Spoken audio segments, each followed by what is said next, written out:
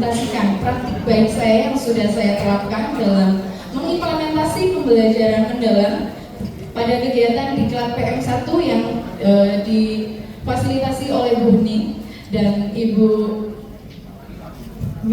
Hasan. Di sini saya akan membagikan praktik baik kami. Di sini kita akan menyaksikan yaitu tentang di sini moto saya nih Bapak Ibu adalah tak perlu sempurna.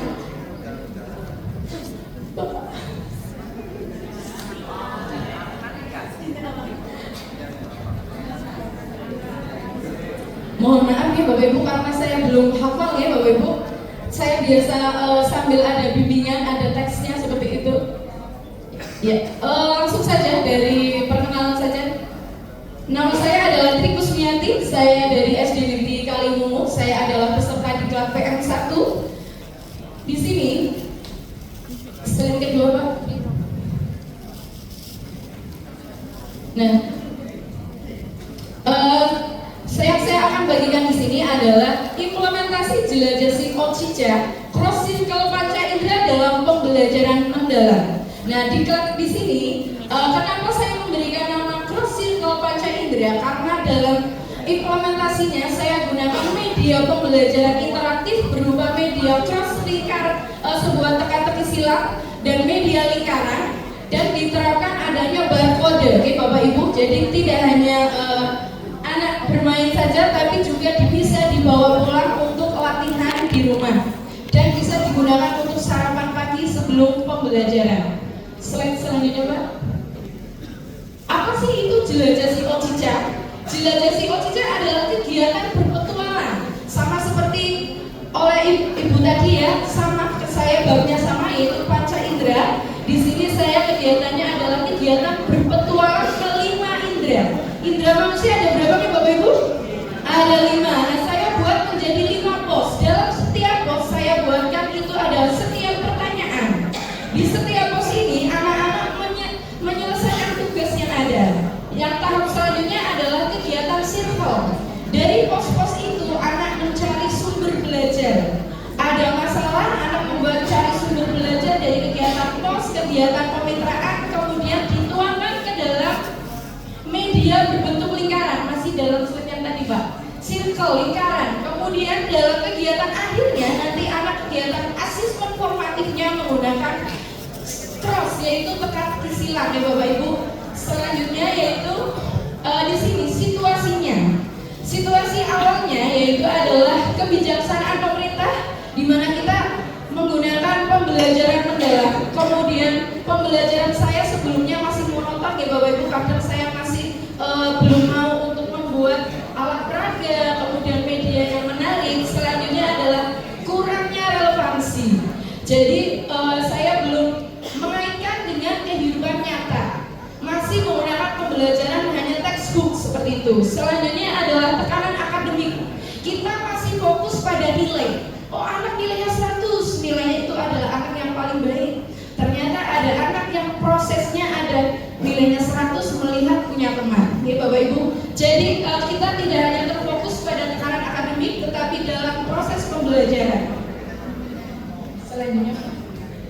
Di sini dari hasil observasi motivasi awal. Jadi sebelum pembelajaran saya terapkan pembelajaran mendalam, saya sudah melakukan kegiatan angket motivasi. Kemudian ada pengamatan keaktifan siswa dalam pembelajaran. Di sini masih tergolong rendah nih Bapak Ibu.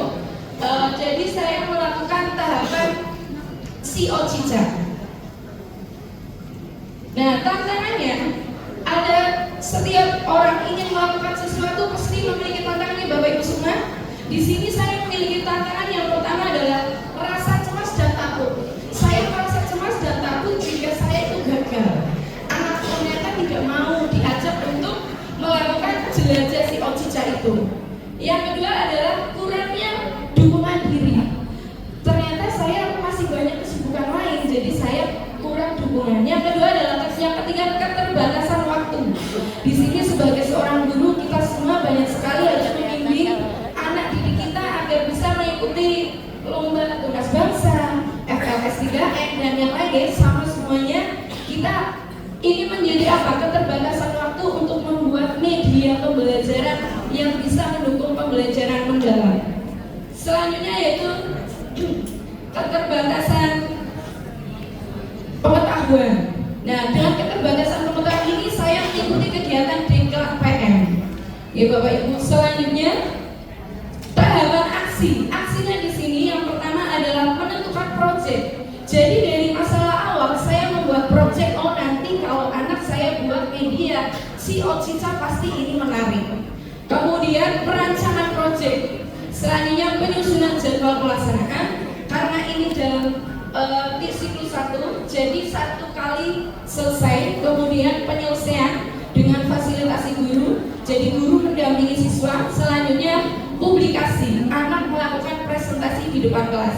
Karena kebetulan ini kegiatannya di awal tahun, jadi ini adalah kegiatan presentasi pertama di kelas 3 di kelas saya. Selanjutnya adalah evaluasi proses. Setelah kegiatan anak mempresentasi, kita evaluasi bagaimana hasilnya. Seperti itu. Selanjutnya di sini dalam kegiatan serangkaian proyek tadi ternyata saya sudah menerapkan prinsip pembelajaran mendalam, yaitu berkesadaran, mengembirakan dan bermakna. Selanjutnya penerapan pengalaman belajar di sini memahami, mengaplikasi dan merefleksi. Semuanya saya terapkan agar pembelajaran lebih bermakna dan anak bahagia dalam mengikuti pembelajaran. Dalam kerangka pembelajarannya saya menggunakan berbagai manfaat media digital. Menggunakan digital ada tadi cross, kemudian ada word wall, ada data race. Itu akan membuat anak senang mengikuti belajar. Kemudian kemitraan saya mengajak guru PCOK, karena guru PCOK pasti lebih dekat lagi ke anak. Kemudian dalam indera mereka lebih memahami. Mohon maaf, waktu. Terima kasih Bapak Ibu. Itu sekian presentasi dari saya. Wassalamualaikum warahmatullahi wabarakatuh.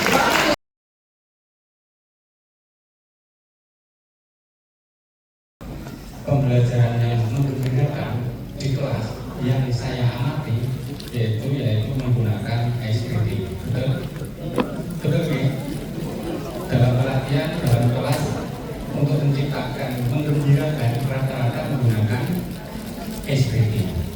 Pertanyaan saya, bagaimana mengelola SPT agar benar-benar memberikan dampak pada hasil belajar yang menggunakan pendekatan pembelajaran mendalam? Terima kasih.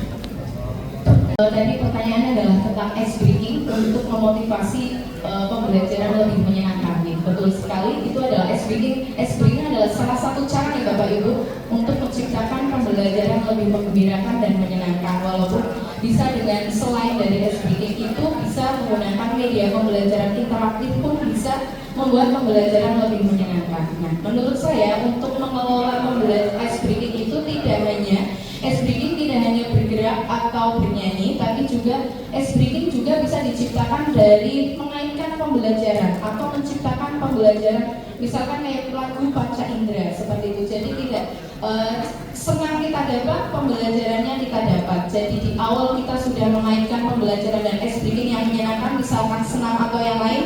Di tengah-tengah pembelajaran kita bisa juga menggunakan lagu yang berkaitan dengan materi, jadi pembelajaran bisa menyenangkan, tapi kita juga dapat materinya. Seperti itu Bapak Budidoyo.